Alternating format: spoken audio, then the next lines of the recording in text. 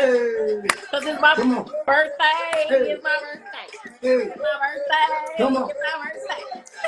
That cake, go eat that cake. What's up, guys? My name is Brittney Level, and I am an ActorHolic. You guys can reach me on Instagram, Twitter, TikTok at the Brittney Level or Brittney Level, and it is exactly how it's spelled right on here.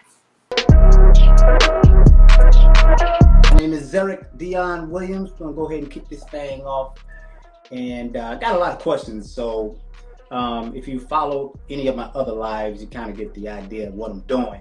I'm basically highlighting actors, and we just gonna be, sharing ideas. Gonna get their opinions about the industry, their successes, and advice. All that good stuff. So I want to welcome on my live a wonderful person. She's beautiful, of course. She's an actress. She's a model. She's a singer, songwriter. She's a mother. Yes. And let's welcome Brittney Level, y'all.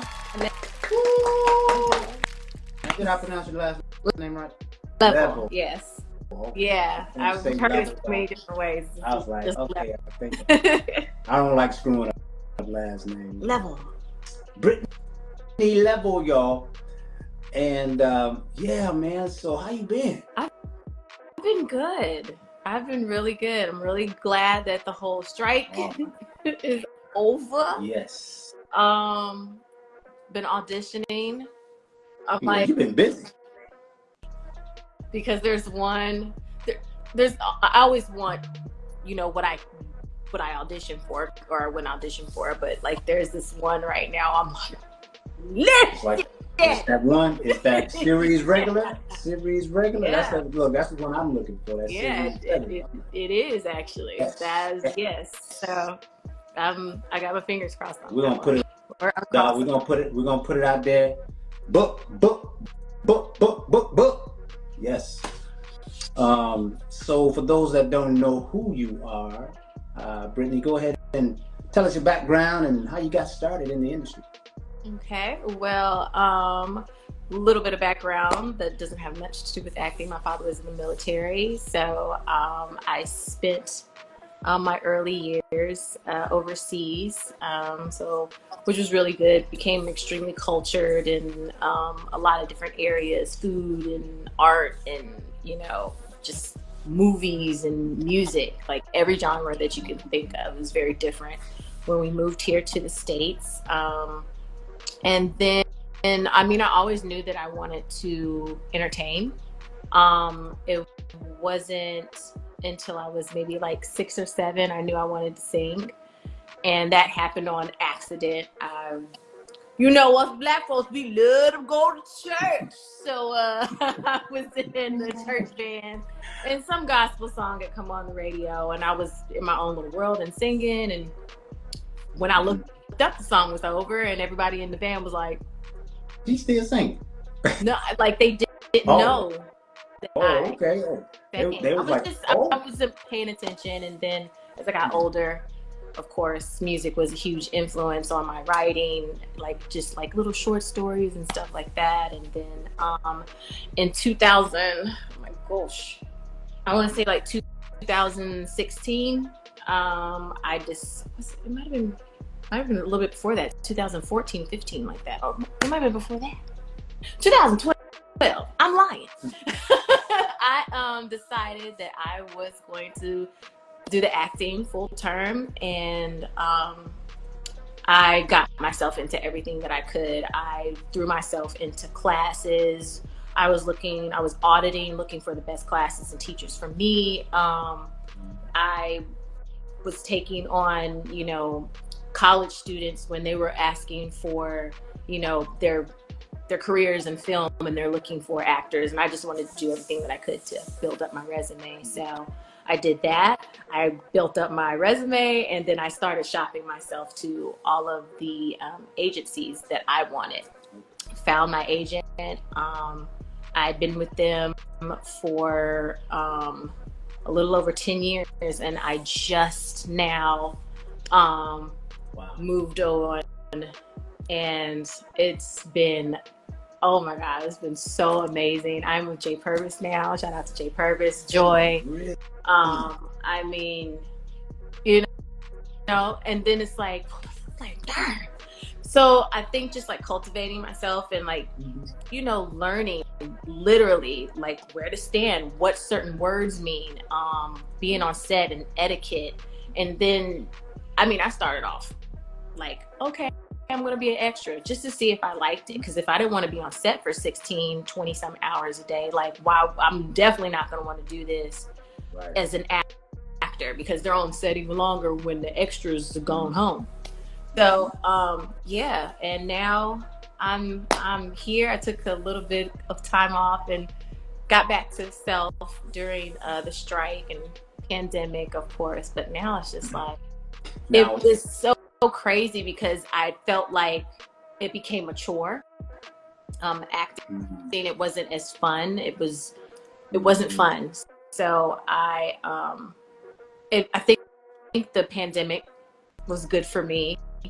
Maybe a lot of other actors too, to decompress, and then the strike, and then I became kind of, you know, antsy, but you know, I have other avenues of being creative, so I was doing that, and then life kind of struck, and then it was over, and I got fire set under my butt, and I was like, all right, I'm gonna do this, and I went for my very first audition, maybe for this year, like 2-3 weeks ago, and it was like the first time.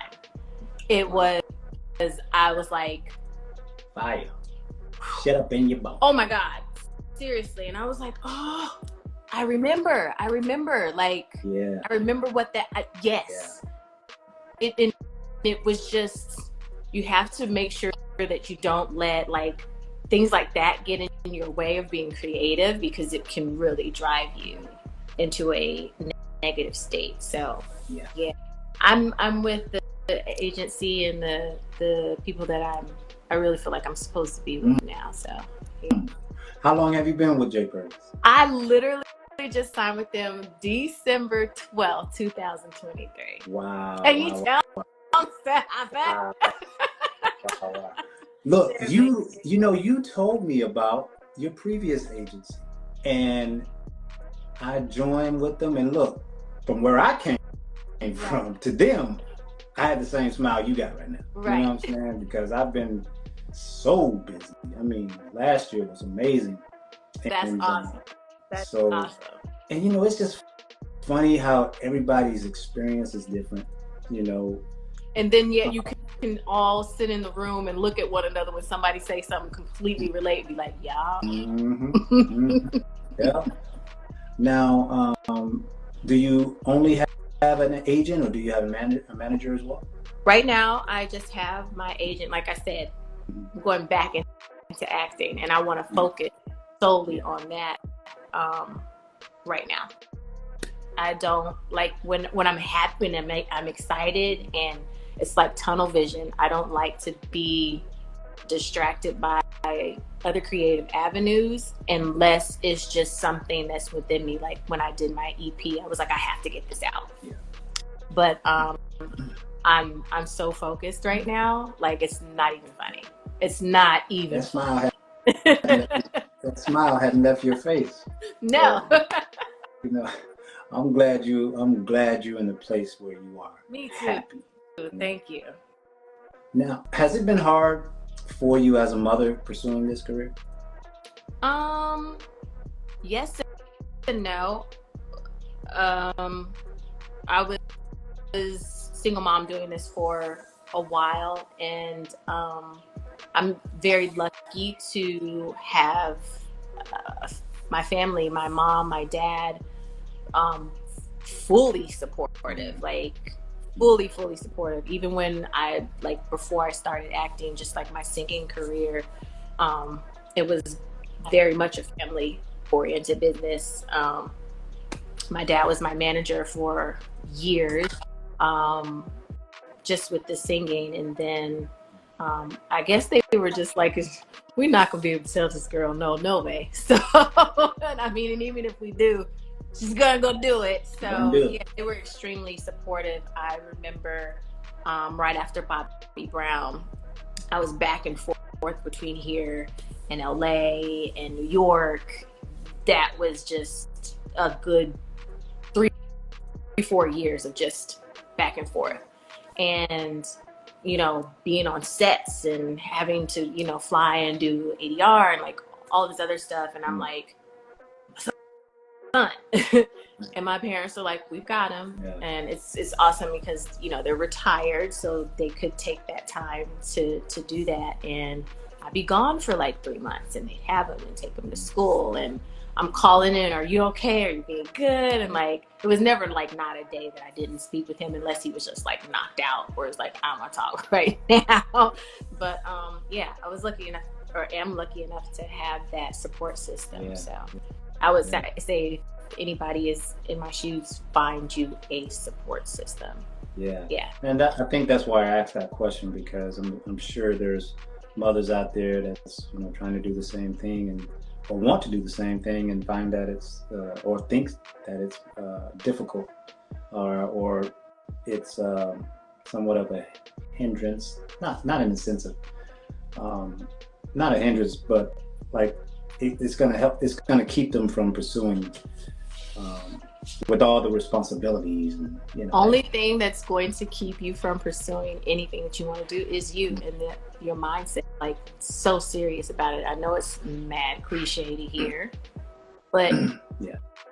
What stops you from going to your 9 to 5? You.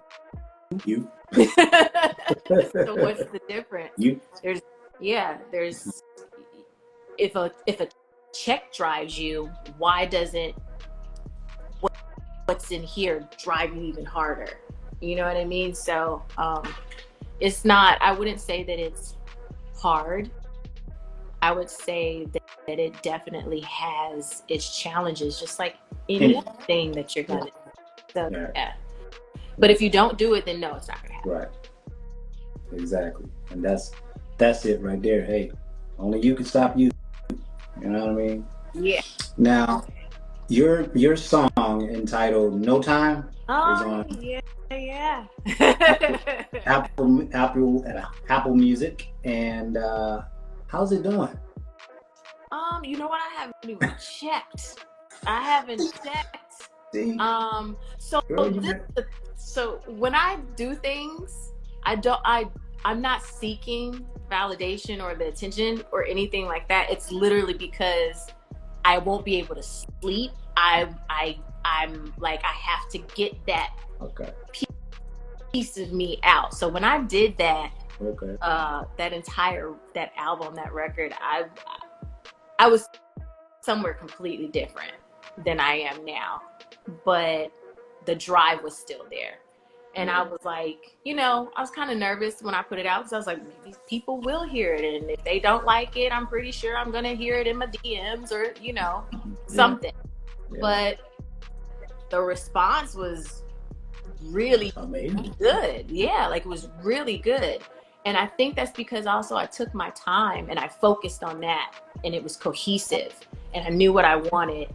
And I'm telling you, man, it's like, when I'm like, oh, okay, I'm doing this right now, I can't hear anything else. I can't see what's going. It's literally this. Tunnel vision. Yeah, but I don't have to. I think I'm lucky enough to just have that embedded in me because nothing's gonna be. You can't tell me no, that's not gonna happen. Watch me.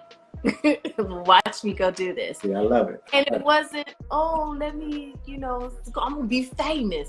I needed to get that out. I had to have that out. Wow.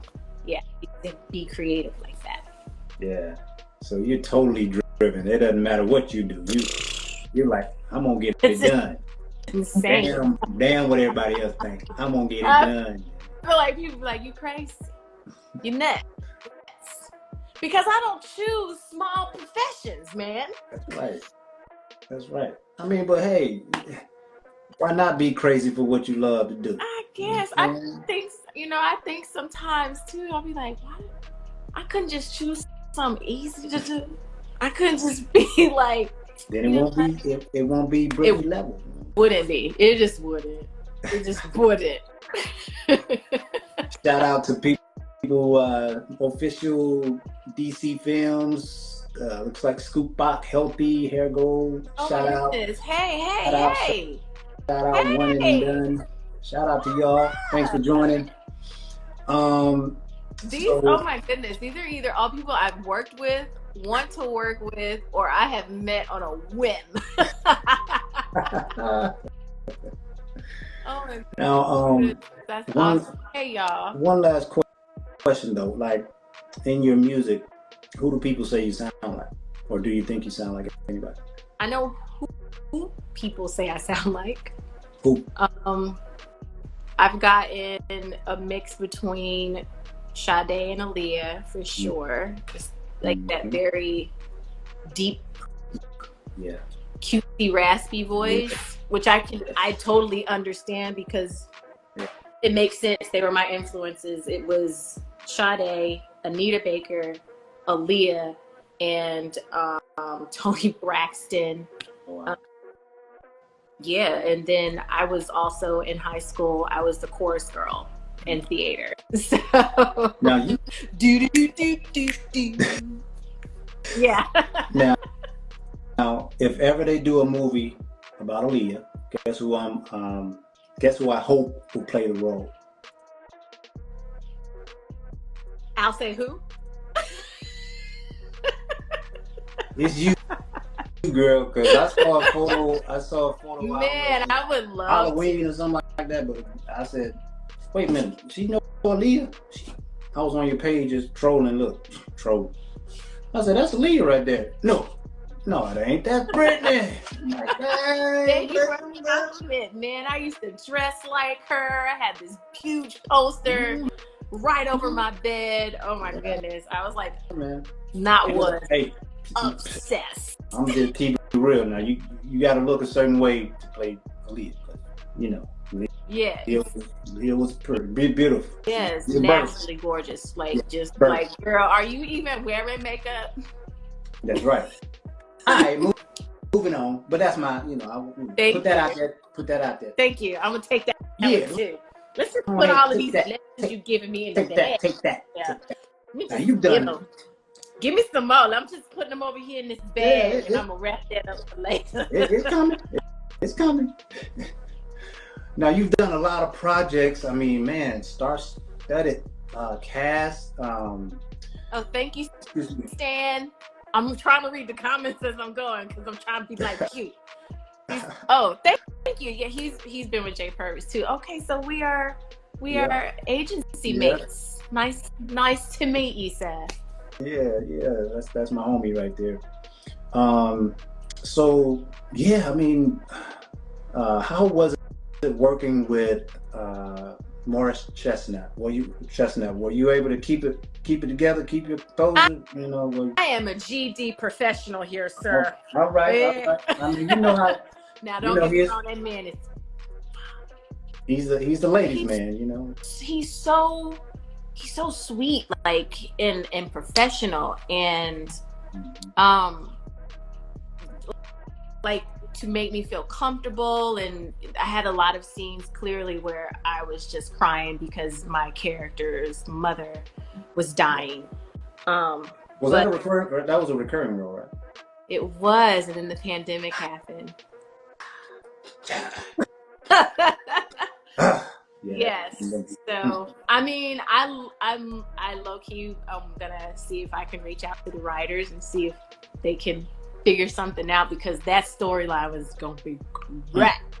But it's extremely.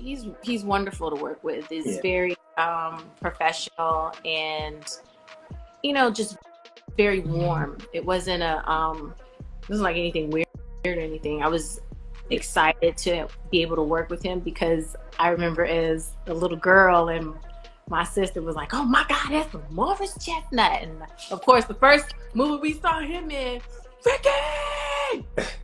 So I wasn't allowed to watch that. I was like, huh? Boys in the Hood. Yeah, like later on, I was like, oh, but yeah, it's also very cool to end up working with people that you've looked up to, and now you're in the same room with them, and it's like, how did I get here? So for those that are like, trying to get in this industry, and when you guys get on set with these, I don't know, people you look up to or have admired for years, just keep it professional. Because they're just people. They're just people. Now, I think the only person that I didn't fangirl. I kept it cool. But Miss Viola Davis, ma'am. Yeah. Her presence is just powerful, honestly. And I'm like, she's over here going over her lines. I'm over here writing stuff. I'm like, okay, that's that. Right. And so, she's amazing. We didn't have, all of my scenes were with her, but we didn't have a lot. We were just in the holding room together for like the 12, 13 hours. So what project was this for? She plays Michelle Obama. What's the name of the show? It's all about all of the president's wives. Yeah. I can't think of it. You know what I'm talking about. Yeah, I know exactly. So I just got to hang out with her because I had like 2 lines, and the rest of the day was just, because she had like maybe 4 lines in the same scene, because it's the guy playing Obama's speech or his part. And so majority of the time we back there, listening to music, Al Green, and a lot of other stuff that she was playing and singing and talking black woman to black woman. And it just was very, very surreal. And I was like, she got a lot of the stuff that I be saying, but I can't say it. She be saying it. She's amazing. I love her, man. It was. I had that same kind of experience when I met Jeffrey Wright. The guy's presence is just bigger than life. When he walks in the room, it's like it's the Matrix. Right? Yeah, but much respect. So I'm that's all right there. So I did want to ask you about Savannah Hunting. Is that your first horror flick? My first horror film, you guys. Wow. You do know that was shot in it's a real haunted house. So there were things happening on set. It was insane. So I didn't know that we were filming in the actual house that these things are based off of. But we're in Savannah. It's the middle of summer. And you got to cut them fans. You got to cut the AC off so it's not on the boom and you can't hear it. So there was one room, and it's cold. It was freezing in that room. That's what you know, and right? Here's the thing: all of the actors kind of have. Right, we got to go. A lot of the actors had similar experiences, and we didn't. I didn't find out until the premiere and people were asking us questions, but it's this one room that everybody was lured to, and it's the main room. And I remember going into the room and I was like, I'm just gonna chill here for a second until they call me. And I would I would fall asleep, and everybody would either fall asleep in that room, on the couch, or in the closet somewhere. And in the closet is where a lot of activity would happen. They would hear people upstairs, and we'd be like, be quiet, and we'd be like, nobody's upstairs. And the director was like, oh, that's just the house's way of saying hello. Okay. Yeah. It was insane. And I remember I was on set. I don't know if you know who Moses is. Yes. Actor Moses. I know Moses. Yeah. So he plays my husband on that movie. And I was like, it feels stuffy in here. He was like, what do you mean? I was like, because, it was during COVID, so they would only allow us two to a room. And it was just me and Moses. And I kept doing like this. I was like, it's stuffy. Like, I don't feel like a lot of people in here. Get on me. It was like, he was like, this house is haunted. And I thought he was joking. Yeah. I was like, yeah, okay. No, it really was. There's a graveyard that the house the land is on. And then during like one scene, there were just buzzards flying around the house, but we weren't filming. And I was like, buzzards only do that when things are dying or dead. But there was nothing around. And I was like, oh my goodness. Yeah. So that was probably. Was that like a house where a bunch of slaves were on, or? So I'm not sure of the story of the actual land that it's built on. I want to say yes, but that I just know that the house is haunted. The director, it's his home. He bought it. He doesn't live there, but he lived there for a while. Yeah. And then it was just a bunch of no. So he had to go. Yeah. He had to. So at the end of the movie, there are real. There's footage of scenes where he just, kept the cameras in. And sometimes the Rocky would go back and forth by itself, and you could hear. I'd love to do a horror film, man. I mean, I definitely, when I came back, I would immediately take a shower and just like go and kind of space out and cleanse. And I had because I had my family with me on set. I didn't want to bring that. There you go. There you go. If you're gonna experience something like that, you got to know what you're dealing with, and cleanse and wash, and all of that. Wow. So that. Say what? I said a little palo santo. All that. Yeah, a little santo. All that. Nam yo horege. Okay. Get gone. No, nam yo horege. Get gone. And you did the Keisha Cole story. Yeah. Oh my God, that was fun. Tell me about that. I've never portrayed a real person. Yes. So, I mean, I have with Bobby Brown, but also again with that, I didn't get to meet these people, so I was going in blind, completely blind. But I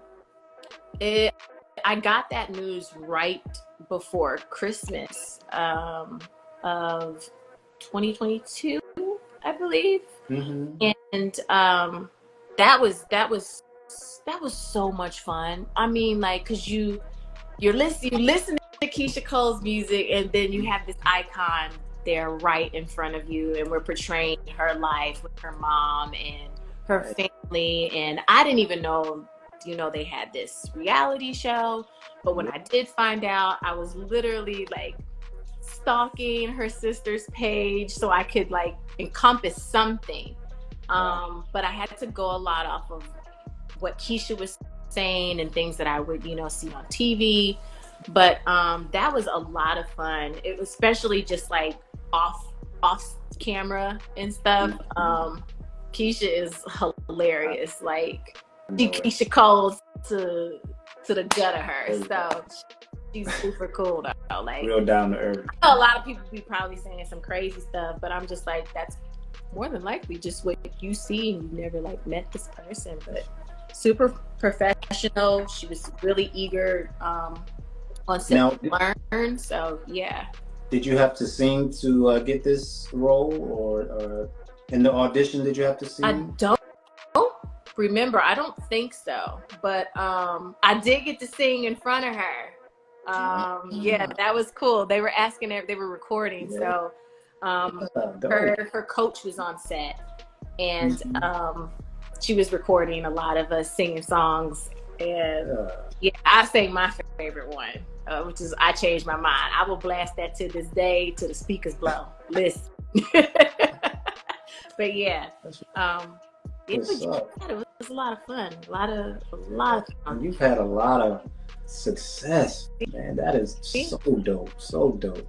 So would you say you're pretty happy with where you are in your career right now? Yes, I think if this had happened, if it had been straight out the gate like this, I don't think it would have been good. It was just way too much of a learning curve. And then, You put people in a situation that they're not ready for, or they jump the gun, put the cart in front of the horse because they want to get right there, and it's just like it doesn't work out, and people get into a lot of things that they shouldn't be getting into. They get into a lot of trouble. They come into a lot of personalities that they don't know how to navigate. And I've had time to hone that and to cultivate a boundary, to be like, no, I don't want to do that. Yes, I'm good over here. And I don't have a problem. I don't care who's in the movie. I don't have a problem saying no. If that's not, if it oversteps a boundary or anything like that. If I'm comfortable on set, my work is going to be, and if I'm not, you'll be able to tell. Yeah. Is there anything about your whole experience thus far that you would change if given a second chance to start over? I start earlier. I was, as soon as we hit the States, I'm like, okay, parents, this is happening. Yeah. I would have started earlier. Yeah. Just like getting into classes and stuff like that. Like, yeah. I'm glad you're honing in on that, classes. I booked several things without having any training at all.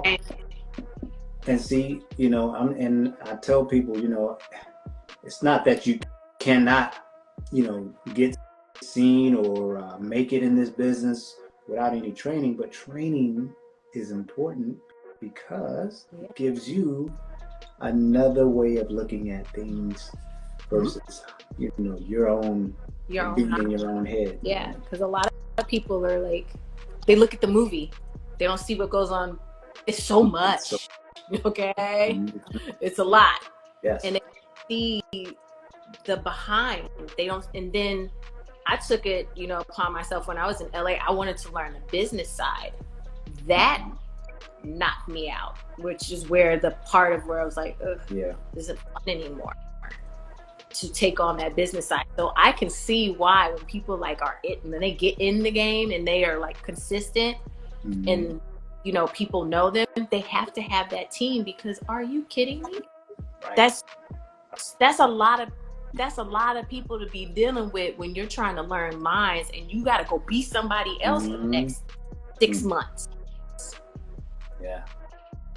And people be wondering why some folks would be like, oh, I didn't see that coming with a certain actor, and why are they lashing out, and why are they acting that way? You don't know what they're going through. You don't know how they got to where they are. Their mental capacity is being stretched. Exactly. So and stress. And yes. So people be like, oh, acting is so easy. All right. If everybody. What's that little boy? Everybody would be doing it. What that little kid say? A bullshit. Bullshit. Bullshit. All right, now I know I've held you, but I got one more question, and I always like to end it with this question. But how do you want to be remembered as an actress in this industry? That's a good one. I would love to be remembered as an actor or just a person. Both. As a person, I would like to be remembered as somebody who helped others, someone who was caring and supportive, no matter the status of a person. As an actor, I would like to be remembered as fun and creative, and someone who was just, made other people happy while they were on set and comfortable, and from somebody that's looking from the inside as an actor going to see a movie as is the audience. I would love for the audience to remember me as great. However that character made them feel, I want them to feel it. I don't care if they're angry. I don't care if they're frustrated at my character. If they fell in love with that character, I want them to be like, yo, she really made me feel that one. She's hilarious, or I was really sad, or, you know, ambivalent to all of it, like, but I felt it, you know. So yeah, I love that. Make you feel me. I love that. Well, Brittney, it's been a pleasure. Thank you. It's been a pleasure. That was awesome. Yeah, man. I mean, I want to come back, you know, a little later. And, for sure. When you get that, I'm giving you another one when you get that Academy or Oscar, you know. Thank you. Put that one in the bag too. Yeah, go ahead. Put it in there. Put it in there.